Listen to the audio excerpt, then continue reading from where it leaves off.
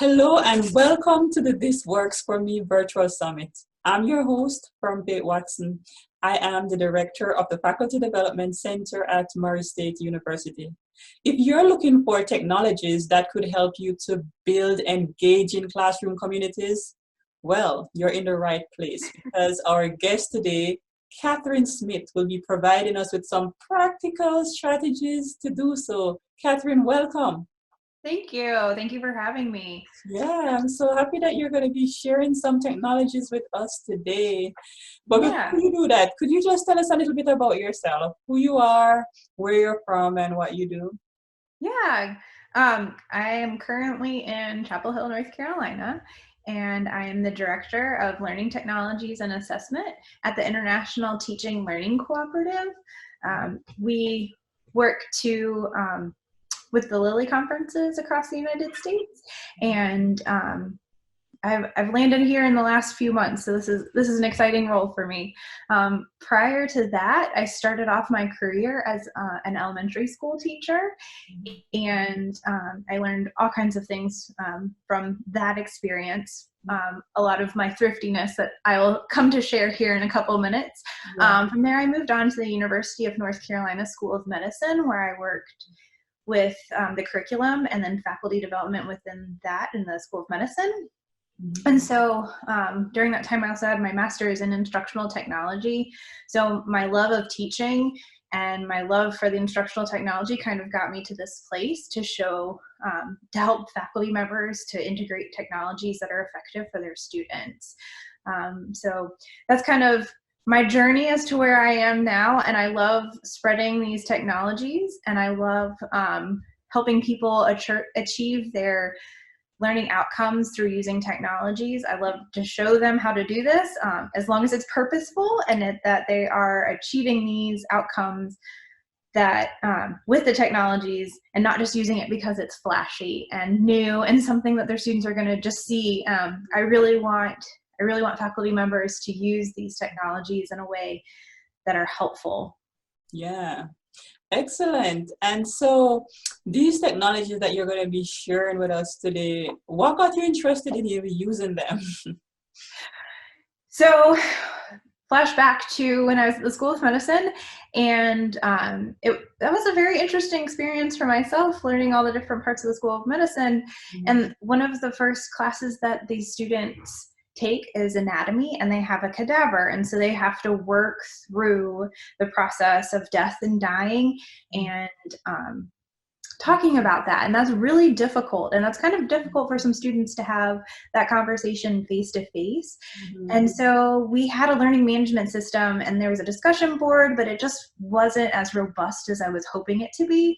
And so I thought that would be a great tool for the students to learn to communicate within that. And so the tool that I started off with was Piazza, and it's piazza.com. And it really helped the students because it seemed very similar to Facebook, that they could like messages and that kind of thing. And so that kind of started me on the path of getting the faculty to be using these different technologies. And I saw the door for that to open. And to create that sense of the students being able to communicate on there, and so that was kind of like my look into it. So finding a place that students felt comfortable to talk and to share, but it became a technology that was more robust than what was already offered. Great.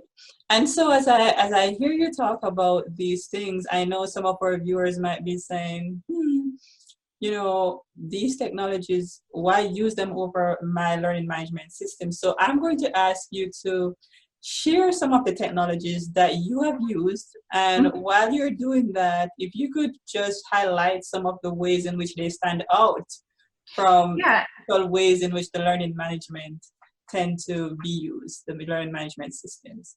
Right. So a lot of these actually can be integrated into your learning management system. I didn't realize that at the beginning, so I was trying to find these solutions, but come to find out they can be integrated in, and they often are tools that are a little bit more robust than what your learning learning management system does have, because these were standalone tools prior to being able to be integrated. So the people that have worked on these have put the time and the effort in to give them the different features that may not just come along with your learning management system.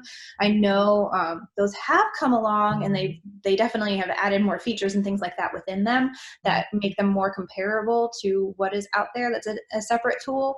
But I think some of these tools still just stand alone on the things that they do have to offer for faculty members. So if I can share my screen with you, I'm going to show you some of what Piazza looks like.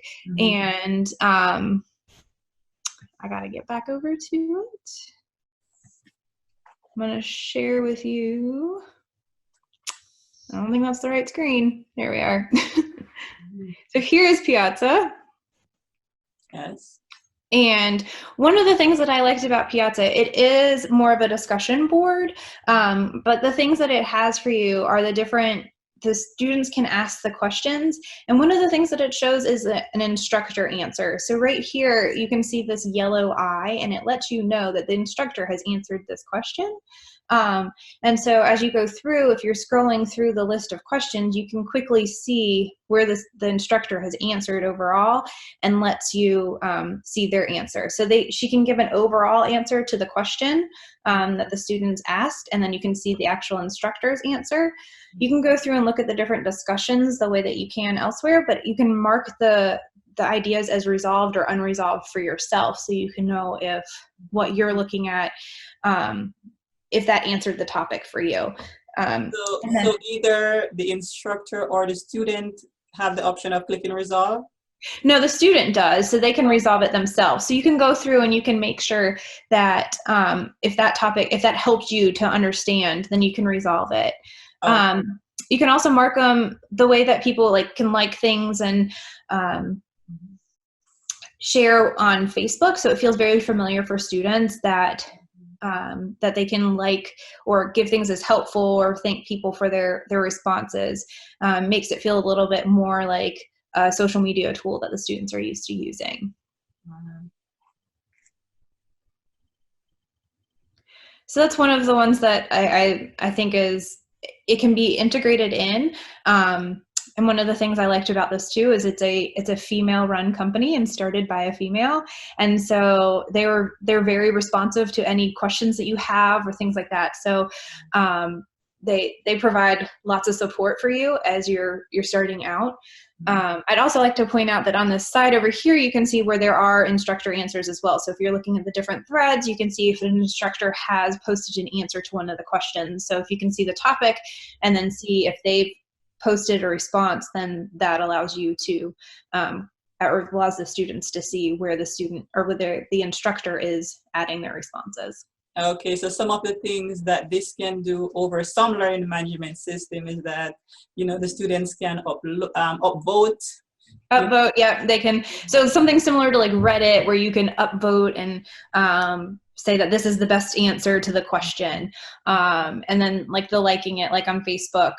So it has those different features that are familiar. And resolving and so on. Okay. All right. Are there any other technologies that you'd like to share with us? Of course. So here I have a few more that I want to share with you that I think are super helpful. The next would be Voicethread. So when I think about it, I like to start a classroom community from the very beginning. I'm going to stop sharing for just a second. So what I like using technologies for is to start the semester off creating that classroom community. And one of the things that I think that you can do very easily is to start off with Voicethread. A lot of schools, you probably don't know it, but a lot of them already have Voicethread available to them. It is a service that you would have to pay for if your school doesn't, but I'd check with your IT department first, because a lot of them already have it paid for. If you read their website, they say over 5,000 schools already have Voicethread. So check with your IT department, because that might be a resource that is free to you to use. And so what Voicethread can do is you could start off your semester using it as to read your syllabus, or to present your syllabus, not read your syllabus, and allow your students to interact with your syllabus. So then you know they've actually heard all of the details of when exams are or what the expectations are of them, and it allows them to comment and to ask questions. What you can do is check and see if there are a lot of questions on a similar slide that maybe you need to clarify for the students, and you can get all that feedback from doing the Voicethread. So I can share one with you so you can kind of get an idea of what that looks like. And while you're doing that, I just want to say that I use Voicethread, the free option, even though it might not be integrated in the LMS. So for someone who is interested, and you might find out that your institution is not using it, you could still use the free option, and students can. Right. It's just an extra step, but it's possible. It is. And this is one of the other things that I like to share are technologies that don't require another login for students, that don't require them to have another username and password. As the instructor, you might have to create an account to set it up for the students, but you know, I don't like to have those barriers for the students, because that does stop them from trying to use it or be that technology. So, or be that outlet for them, and they can say, well, you made me log into this and I forgot that login. Well, if it's already incorporated, if it can be one of the tools on the sidebar in your LMS, then it just makes it easier and more seamless for the students and for you. So those are tools that I look for when I'm sharing these different technologies with faculty members. So let me go ahead and show you that one. So here's an example of a Voicethread. This is not mine. It was openly shared within Voicethread, so you can find this one yourself too. So this person has started the Voicethread. You can go ahead and listen to it if you'd want. Hi, I'm Eva Dickman, and my cultural exchange project is What's for Lunch at Your School? So this person went ahead and put in their PowerPoint and started talking over it. You can see here on the left-hand side of the screen that there are people that have responded to this Voicethread.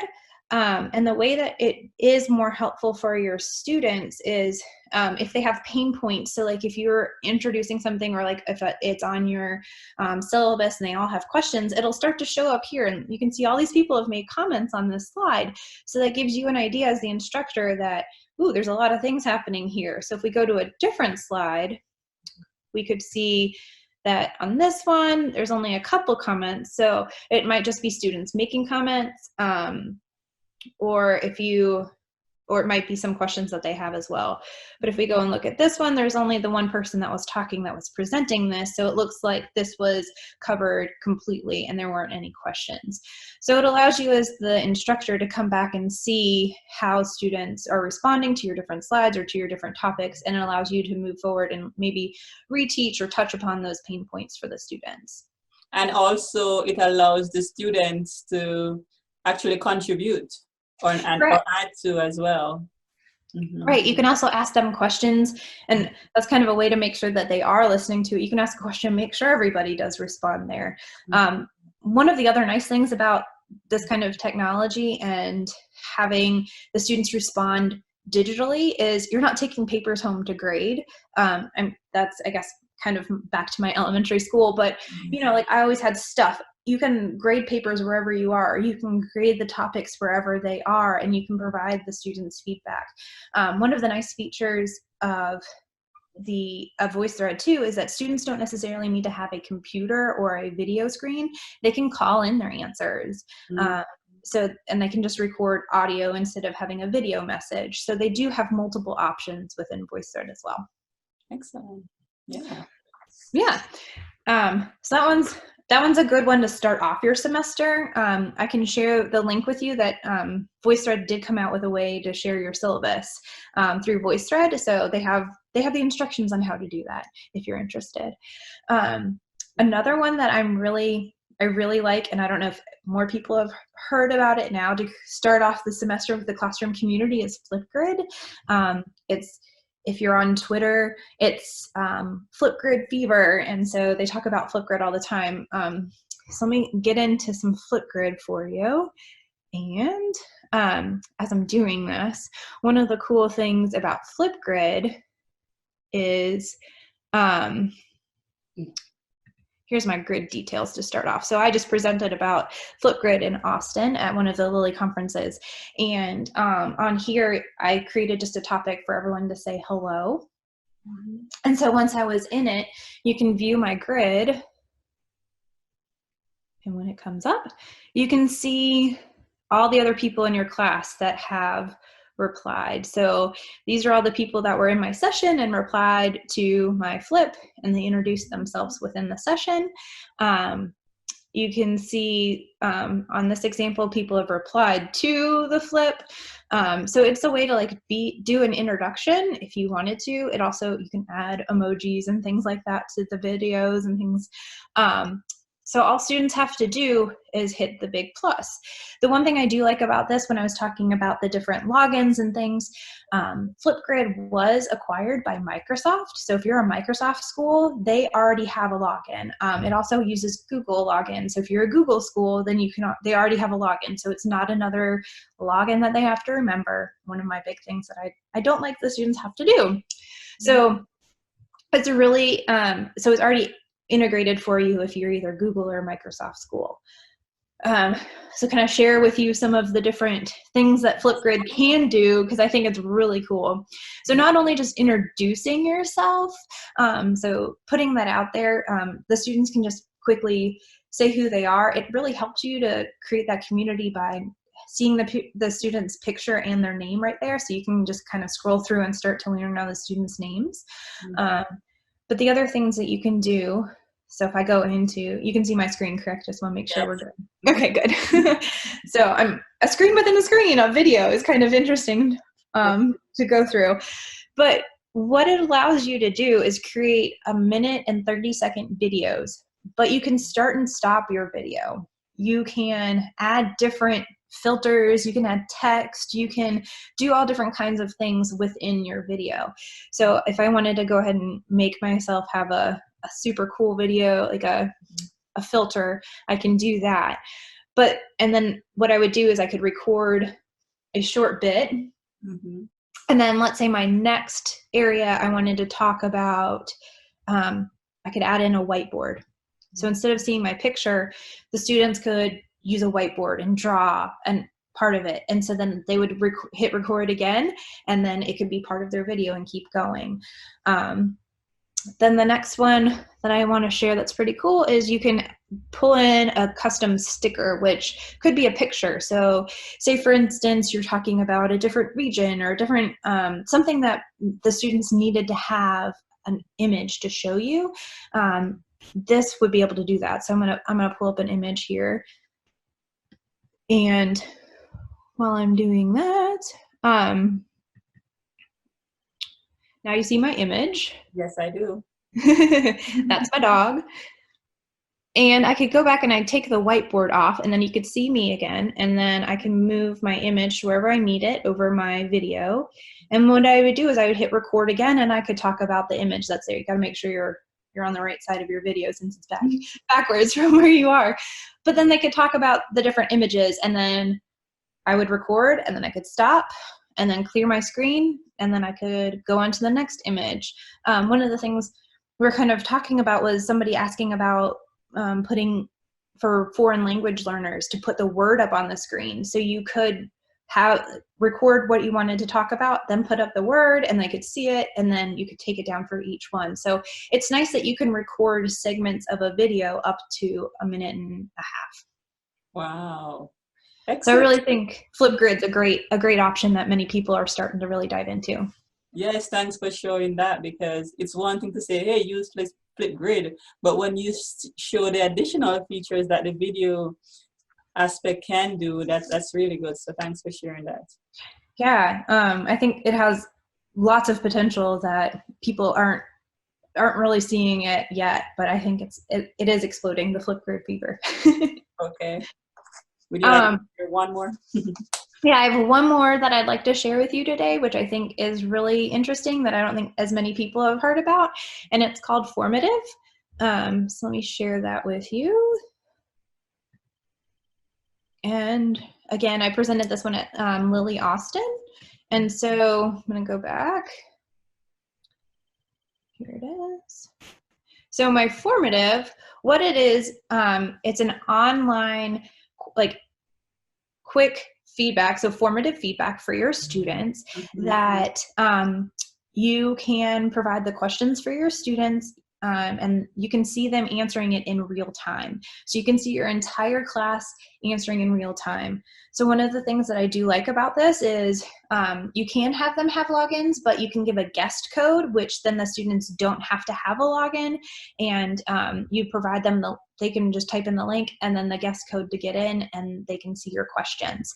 So one of the questions that I have here is, I set it up as a show your work kind of question, and I put an image on for them in their background, and my instructions were design something with the image provided. So I gave them a circle. And so here are my responses from my students. And here I can see everybody working at the exact same time. So the students, I gave them a circle so I can see what they were doing. I can scroll through and I can see, right away if maybe somebody's off task, such as putting up cupcake pictures, as opposed to like drawing what they need to be doing with their circle. One of the things that is cool is that I can click on one of the students. So for the example, this one, and I can type in feedback to the student in real time. So if they're going off the wrong path, I can say, hey, maybe you should, add some hair to this person's face, or, like point them in the right direction. And the students get that individually back onto their screen. The reason I really like this tool for creating a classroom community is that students want to know you're supporting them, and they want to know that you're there and that you're going to help them on their journey. And so this allows them, because they're working just on their screen, they can see, and you can provide that feedback instantaneously to them, and so they know you're there to support them. So so this is one example. You can also grade them. So if they're not on where they need to be, you can click them down on this red end, or if they're where they need to be, you can be on the green end. So it kind of gives them a little bit of grading. Again, formative, so I'm not going to take a grade from this and record it in a grade book by any means, but then I can help the students along that way. You are able to export the data afterwards if you wanted to keep it. So that's another option for this. If I go back and edit, this is one of the ones that I like to call is free, and all of the features that it has are very robust in the free version, but it's a freemium. So if you want to pay more and have different kinds of questions and the different answer options for your students, then you would have to pay for that subscription. But so here you can see all the different options of content that you can add, as well as the different question types. The ones that are grayed out are the ones that you would have to pay money for. So I think it's the ones that are available to you in the free version are quite sufficient. It's a multiple choice or essay, so you can ask them questions and then they can, answer the multiple choice. So you can go back and do that kind of feedback. But I do like to show your work. And one of the things that it does have is this PDF or Google Doc that you can upload. And so if it's an image that you're working on, or if it's things that are specific that you couldn't find some image kind of out there, then you are able to open that. So maybe like an anticipation guide or things like that that you want the students to work through. One of the ones that I think would be really helpful is like if you're working through a system and you give the students like the background. So like if they're working on, go back to med school, like the urinary system, and they need to like show the different flows and that kind of thing, and like you can put that image in the background for them, and then you can see all the students working on it at the same time. Wow. So lots of options. Yes, you have shared some practical strategies with us today. I'm just wondering if an instructor is listening to this conversation and is saying, wow, I really resonate with what she's sharing, but I'm a little bit hesitant. What would be one or two first steps that this person could take? Okay, for first, I would love to say, make sure it is helping you achieve your learning outcome. So don't use it just because it's flashy, but start small. Pick one thing. Like I showed a few different things today. Pick one thing and kind of work with it. And then also kind of be humble with your students. Tell them, hey, I'm trying this out. this is new to me. I want to see if it works. Like, just be upfront with your students, because they're more than likely willing to help you, but you have to let them see that you're human too and you're trying things. And we all know that technology doesn't always work. So if you're out there and you're saying, we're going to try this, we're going to see how it goes, and if you guys can help me out, that would be great. I think those are all great things to start off with, but start off with one and just start small. Okay, great. So I know you mentioned these technologies. Are there any resources that you'd like to share? Where can our viewers, for example, find these?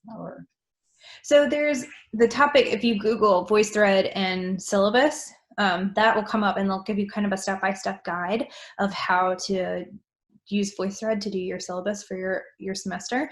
The other one is Flipgrid has the uses in higher ed. So if you do Flipgrid higher ed, it comes up with an article that will tell you right away some other uses for Flipgrid within your higher ed community. And you'll be linking to those in the resources doc. Yeah, I can send those to you as well. Mm-hmm. Are there any other resources that you will be sharing? Nope, I think those are the ones that I know of. If there's anything else, I'll send them to you, but those are the ones that I know that I can send right away. Okay, definitely. So thank you very much. And I know you mentioned the Lilly conference a couple of times. So it seems as if that's a good conference that people could go to. Yes, if you are higher ed teaching and learning, Lilly conferences are wonderful resources for you. Mm-hmm. There are 5 throughout the country, so hopefully there's one close enough to you.